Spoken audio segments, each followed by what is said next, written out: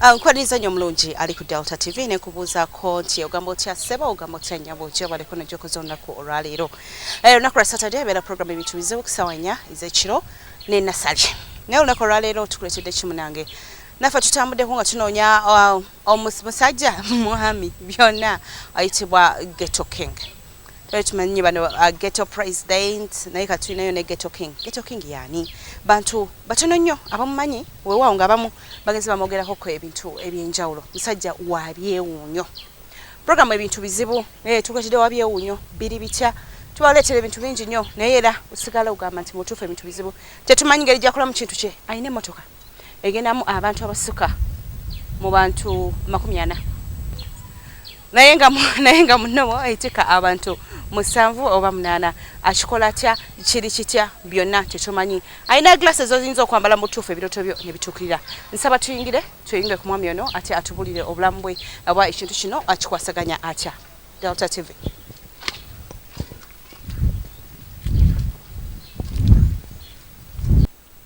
Buterevu nga bwe nkutegeezeza munange wali eri ate nga ntandika nti ffe twatuuse dda mu maka mwami bamwisaani Ghetto King tebateekako kitiibwa kya mwami oba kyaki naye nga bamwise Ghetto King. Yaani oyo gwe mulira akola ebintu ebyewuunyisa abantu yaani avaawa lwaki mu kaseera kano emabegako abaddewa byonna munange twatuuse dda mu maka gano kulaba Ghetto King agenda kuba atoyanjira ate weewaawo tugende ddala mu maaso nga tunyonyola mu programu eno Bintu Bizibu kiyingiddewo kitya akola ebintu nga byewuunyisa weewaawo nga nayo ekintu oyinza kukirowoozaako ensonga no lwaki tumulese mu programu eno. Ghetto King yo sanyusa okulaba zasinze mchala Lydia. Hey, Delta TV, I like that. Yo. Yeah, okay. Ogamba otya? Ni mukano. Nianza nnyo kunoonya. Naye ndowooza olabye obuzibu bwofunye kubanga tukamburubirwa kabaka nga tulinye ennyonyi. So tuli mu mpuku somewhere at a no place. Efe byaffe tebamanyikiddwa tebamanyikiddwa. Mubyogera yogera. Tetutera kwogera nti batuli wano naye nga buli wamu wona buli kitundu ky'ensi ky'omanyi kikiri ku mutyaki okugamba omututiza ensangibwa wano. Tuli buli wamu. Tuli mu bantu, tuli mu bizimbe, tuli mu nsiko, tuli everywhere. Yeah. Ghetto King yani. Before I salute all my fans or all my bona abakabi abali ku mukutu guno time eno ya higher last ras Nick na Rasta, the king of all ghettos all over the world, popping up here in an unknown place. Yeah, that's all. Now here we gotta go. We wanna start here. Okay, bizibu no kakati mwababitegera byabitegera batabitegera jaggezaako banyonnyola oba mugenderaawo kasa mutegere ebirala kati binonza bibasinza. Ghetto King njagala otubulire nze emabega obadde nga luddawa katisookera before ngabo manti no ngabo government tubeera buli wamu nenga tetumanyikiddwa obanga ensi tetumanyi nenga etuwulira buulizi nti gye tuli nenga tebamanyi kituufu wawe tuli nenga te gye tuli. So nze before here sibeera mu nsi emu. I travel a lot. Every week almost I travel. I have to have a journey out. Okay. So nenga my journey zija for reasons. Sigamati no tamde genda fotuwa oba genda kulaba ba family zange oba kulaba kibichi. No, mba nsaka ekintu ekino ogasa nadala ghetto youth. Chibati don the king of all ghettos all over the world. Starting from China, Chechnya, Russia, Germany, Australia, Thailand, and Uganda. Yeah. Wina miaka mingi? Nina miaka 18. Joka. Nina 18 ngenda kuweza kale nze engeri kati baba ntulide time weno wano. Mu normal real life eyafa abantu abokunsi. Kubanga nze ndimu ebintu bibiri. Wanje? Ndimu ebintu bibiri. Ndimu omusayi gwa wano ku nsi n'omusayi gwa waffe mu bbanga gye nava. Kubanga ndimu omusayi lwa alien. Alien byebichi. Illuminati byemogerako byebichi. Illuminati those are devil people oba devil worshippers. but me I fight the devil worshippers. So though nti ebimu biba nabyo byava eyo gye twava ne byetulako ne bitako kola efujjo ku nsi ne bikola ebintu ebibye so bye tu targeting okubeera nga tu fightinga. That's the real one who here. Kati golimu ebintu bibiri. Yeah. Wano ne luddawa ne mubanga abasinga obungi babayita basajja ba alien. Mu bbanga eyo walioko abantu still nga gwe nga nabo balimu ebitundu nga bibiri. Babeerayo gye bali naye ekyenjawulo ekiriwo nti bo tebatera kujja ku nsi. So botulira ensi nga America eyaga kubanga America fa bagibezezaawo tujua amagezi tujua science. Mwe? Yeah. Tujua science. Nokulaba nti ensi tulina giplanningira ku new world order ng'egye n'otambulamu. Ghetto King ow'emyaka 18 mwe muplanningira n'ate waffe gye nava of course nimbisira by'abavubuka kati ewaffe bwe tuba tuze mu lulimi lwaffe olwa alien mbalina emyaka 97. Wanje? Mbalina emyaka 97. Wagendayo nga tonnazaalibwa? Anti navaayo ne babako bebakola ku creating okubeera nga ndi ku nsi kubanga engeri gye najjamu of course mugimanyi nti yeewuunyisa nazaalibwa mu lubuto olw'omukazi omuzungu. Tata wange ali alien but he was a black alien. So ne transforminga eji ey'omwana omuddugavu kubanga ali black America bamujjako kwegamba ng'enkwaswe. Yes. So ne baziteeka mukazi omuzungu mukazi oyo obasinga bamumanyi bamuyita Rose with a Schleier ava mu ggwanga lya Germany mu kibuga kye bayita Kempten Aargau. Yeah, from the first week up to 9 months nembeera nga ndi mu nsi bwe banzaala era natandikirawo okukola emirimu gyange ku myaka 9 kubanga bavaako family yange nagivaako bwegye emyaka 9 kati bo bandabanga omwana omuto naye nga ate nali mukulu ku myaka 9 natandika traveling ensi ku nsi nakatambula ensi nga 7. Abazadde tebamanyi bo bali bamanyi banafa oba nabula naye nga ate abe waffe mu bbanga oba babandaba kubaka time eno era of course osanze ndi communicating ne bagayi bange kibanti no face yange oba side ene yeri endala lyanjawulo ku side yeri serinomo okitegeera. So bali nakava okwogera ne bakama bange ne mbategeeza nti no mugenda kujja wano aba Delta kweyo program Ebintu Bizibu neza siri muzibu kati zetudde ne smile alien smile bichi.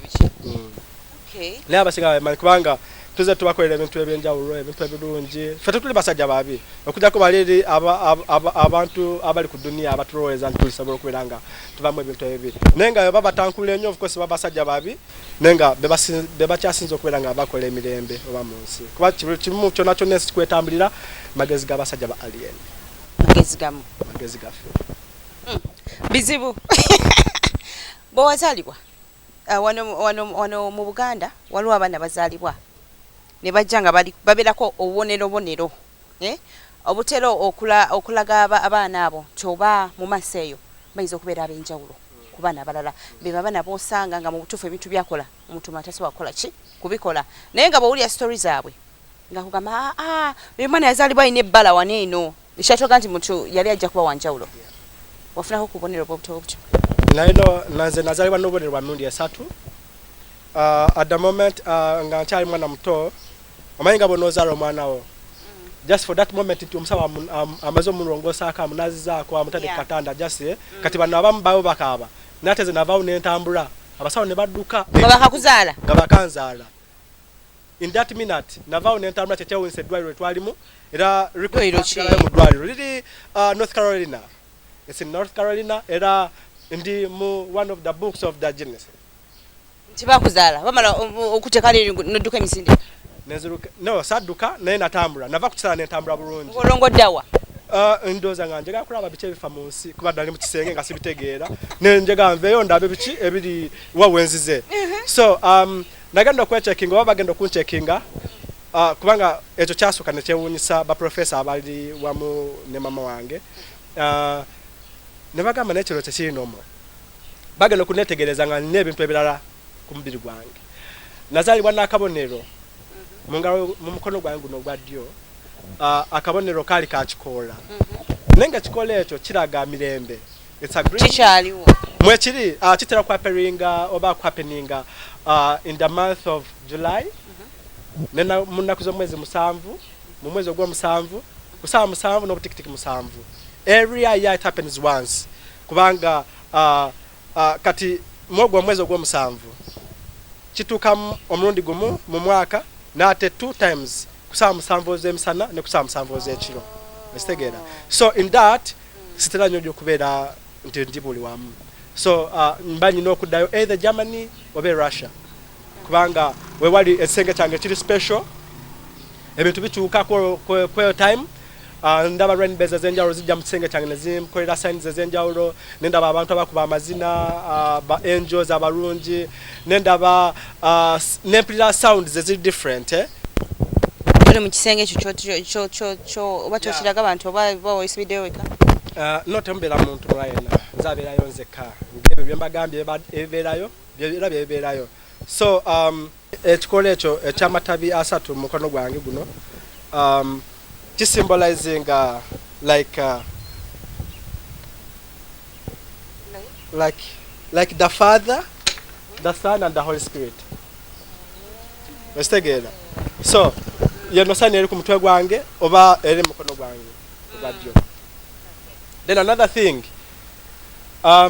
buli wabanga waliwo challenge oba something new in the world entero chuka either nfuna akabonero k'amaaso okukyuka ne gabeera nga tegali nomo then nensirikiramu nempulira ebigambo ebiva ewaffe byensobola okutegeeza ensi ewamwewa eri waggulu eri mbwengula abantu bayitayo ba planet buli omu alina erinnya lyayo abamu bayitayo abasajja ba biki ebyo ya si nsonga naye nga bwe tuli ku nsi so kati bw'obeera eyo mu room yeeyo gy'otakidde watabeera muntu n'omu n'owulira ebyo byonna gwe bw'otuula awo oba bw'obeera naffe kubanga ffe tuli ba bulijjo tulinako nnyo kyamaanyi nnyo gwe toddakawo n'ogamba ti nandyagadde okubanga siri yeeyo nange nga ningabana abantu abalala no sejjusangako n'omu n'ogumu lwa nsonga emu nti that one is a communication nga gwe bonoobeera nga you have a time for your God akasera kako okusaba nosaba katonda biki byoyagala oba bizibu ebikwetolodde na biki so inze bwe mara ku experiencing at that time I try to make songs kubanga omuziki mwangu gwa ku sending a messages through what I want to tell the world. Oli muyimbi nyimba n'okuyimba wadde nga ndi kabaka nenga sometime back nali sibiri ko nyonye nti bya music ne music ajira ku time nti waliwo ekyetagisa okubeera ng'ensi etegeera okubanga weyita kabaka bwe wazaalibwa kola olunaku otambudde yali emu ku message wafuna kyajja kiti okubanga oli kabaka ebintu bino byajjanga kyemayi byajja bitegeke n'okubeera nga tuyitamu eyo stage zonna ezimuwedde tewerabira nti nazaalibwa nga ndi sealed omanyi dole dole tebeera na bintu byonna kati nze ndi sealed esegeera ekirala kyanjalo ku bintu ebyewunyisa abantu ebyo byewunyisa mukinyonyole bulungi nazaalibwa nga ndi sealed kiba kitegeeza mu lulimi olwaffe olwa wano omuntu azaalibwa nga ali sealed oba omuntu singa ali akuvumyeko nti olinga dole kiba kitegeeza tolina busajja oba tolina bukyala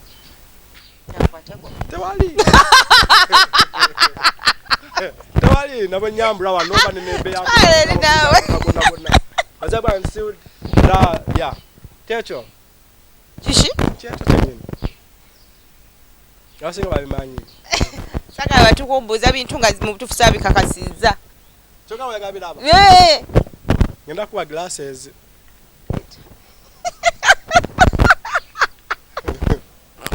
ebintu bizibwa ninako nja kulaba mbakakasishe ddala byesigenda kulabira wano okumpewo sinaga nalaba nenziruka kati oli sealed ndi sealed naye nga ekize gwe tulabangako okusanyulya ku nsi abasinga bungi banvuma naye tebamanyi nti those are other things obulombolombo bw'abasajja nga ba alien kunyumirwa otya bulamu obunyumirwa otya nate teryansinga kunyumirwa kubanga olwedde kati oli sealed omanyi kyekitegeeza nti kati kino kiba kyama kyange ne family zange okitegeera naye ate nkwewuunyisa nti nembeera n'omukyala obanga olina ba oba biki nga watandika okwekengera mangu nagamba ono tampalire mukazi nate gweke Kubanga oli sealed. kitegeera bizibu bizibu era bye bizibu bizibu yajere nanga beste bwekibeera beste bwekiri so ngamba nze nakula travelinga I've been with different meetings, the challenges, zenjawulo nyingi nyo ntuka before every most of the fierce places all over the world omuntu byali atidde okuberanga wadde okulota nti osobola bituukamu nenga mbituukamu netegeragana n'abaana ababeerayo abageto tuddayo ku linnya lya kabaka lino lya king okubeera sealed kyekyalaga abantu nti oteekeddwa kuba king. No, it was one of the symbol, the third symbol. Okuberanga ndi muntu wanjawulo ku nsi. Esitegeera. So, nzija kuberanga mfuka kabaka wa ghetto kubiki byenze nkolera ghettos. Kubanga jukira nze I'm trying to bring back a kind of an empire, a ghetto empire. Ngabo waliwulira abasajja bali ba Haile Selassie abananga empires ezakabi. Esitegeera. So, during all from that time kwaje emirembe gy'abasajja up to now wabadde tewanna kubeerayo muntu abringinga oba building another kind of empire, the same empire like those ones. So tebatulo tuli munsi yonna, this is a ghetto empire. Otambudde munsi yonna n'otambula, njagala ombulireko ogambye nti ku myaka 9 wali otandise okutambula, that is wali okuze okoze ebintu ebitajja mu myaka gyo. Tudde okusaidia abazadde bo bakiraba batya? Abazadde omuzungu ono azaala gwe omuddugavu mmango oyo engeri naye gyakola ebyafaayo naye wabyafaayo mwenna muli mwe mutyo mpozi kati tasobola ye kubeera sealed kubanga obukosi yaba alina ofuka kuba jjukira nze nfukira mu kutu okitegeera so kati naawe really? Nze nfukira mu kutu tugende maaso.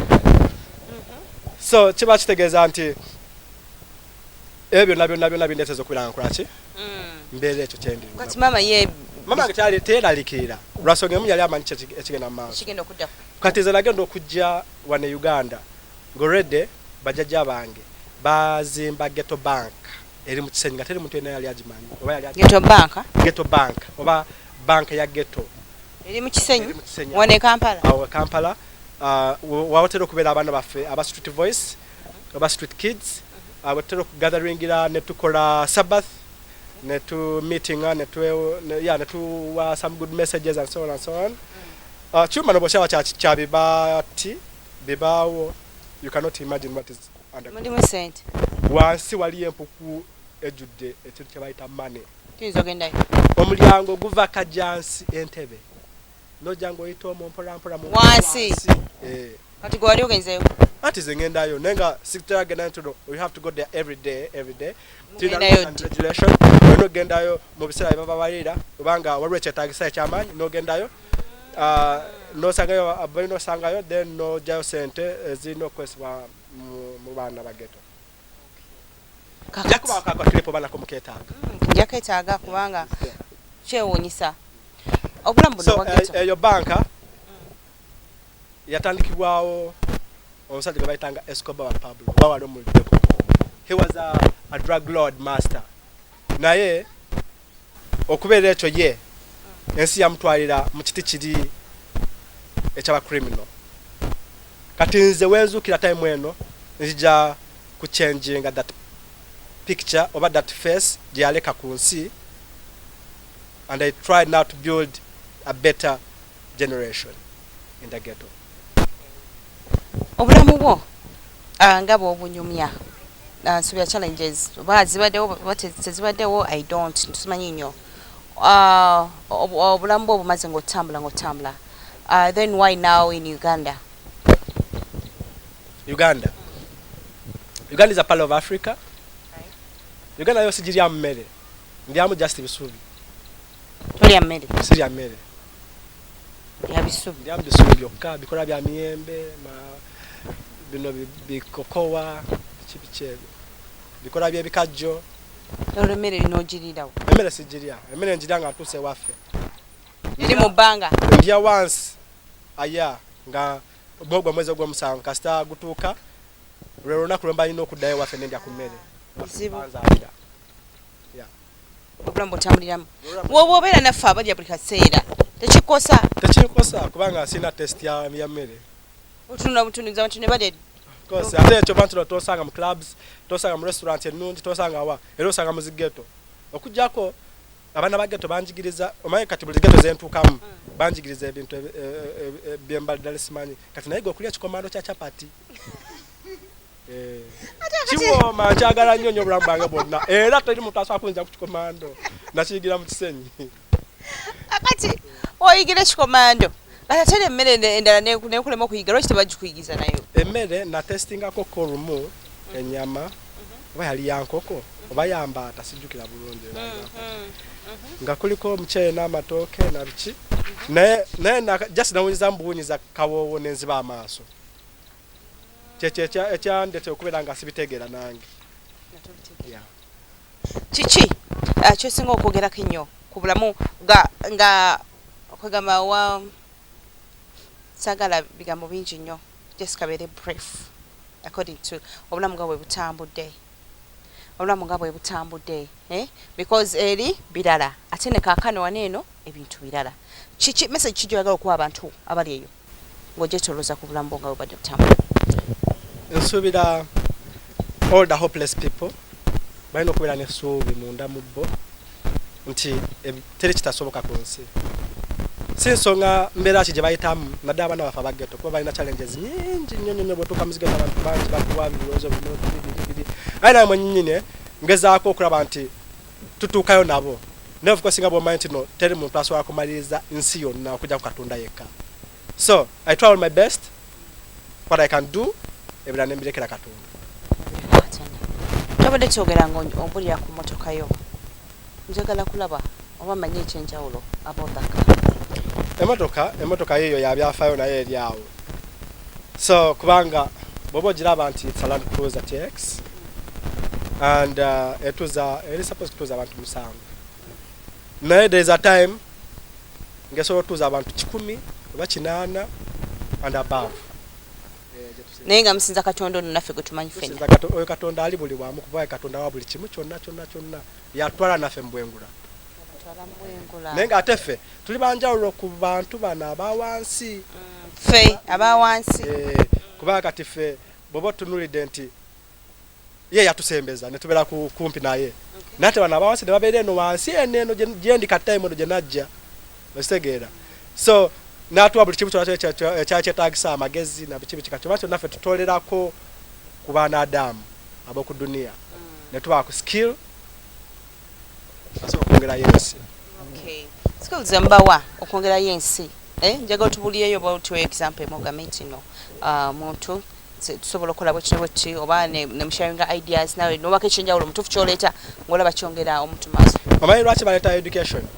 baita education okuvumbula ebintu ebingi ebyenjawulo kati bwogenda mu zi sciences na biki biki mu universities olaba nti ebintu byonna omuntu byasobola okugamba oba teacher tekisoboka kubanga bibeera byuma so ebyuma ebyo bivaawa era abaani ababikola agamagezi gonna gaffe fe abatolerako bamwana Adamu netubagamba kati mugende mu lab muyiye liquid bweti ne bweti oba mukola amazzi bwegati ne bwegati mugiteeke mu fomu bweti ne bweti kuba naffe tubayambako kubanga kati nga America tuli mu lab zaabwe nga bonda bakati ndi muntu nabo obalaba nga abantu nenga testil babeera mu format yaffe netukola nga kyekyo tukola nga kyekyo netubawa skills ekola ennyonyi okubeera nga tumovinga a long distance within a short time okitegeera so bitu bingi ebyenjawulo besobola kumenya nezo kamera zemukwasa zennyini still technology azindalo kali wano ate eddoboozi bw'olyogera recording somewhere ate n'okuba essimu ali Bulaaya mu ddakiika emu n'agikwata ate n'oyogera naye skills zammwe munnange sijja zisobola kubanga zekaze zitambuza ensi naye nga Ghetto King bw'atyo emboozi ye munnange bw'abadde ate atunyonyola weewaawo ku mmotoka eyo bintu bingi nnyo nga bwakugambye esobola okutika abantu ekisaabwe ekituuka etika abantu nga bayitirivu nnyo tubadde tukyagala essaawa eno yennyini naye obudde bwe tugiddemu nga bukyamu naye nga kyali kibaddewoko era tugenda kugezaako okulaga biki ekyaliwo ng'abantu bayingira emmotoka abantu abayitirivu ennyo nakyo ekyagenda maaso nga bali eyo wabula nsaba tuwumulemu katono bwe tudda kyetugenda okuteerawo olabe then ate ne bano abantu abaaliwo nga bayingira emmotoka eyo. You didn't talk about the glasses. Naye katuva mukumbulamu agenda kuba byonna abitugamba. Delta TV tobaako. Nanga abakusebudde naye bweraga nti ozadde omwana olaga nti ozadde omwana muwala eraga nti ozadde omulamu naye mulago okole ki noonya omulamu siwonanga ekyomusulu ogwali omusulu kati gwe masira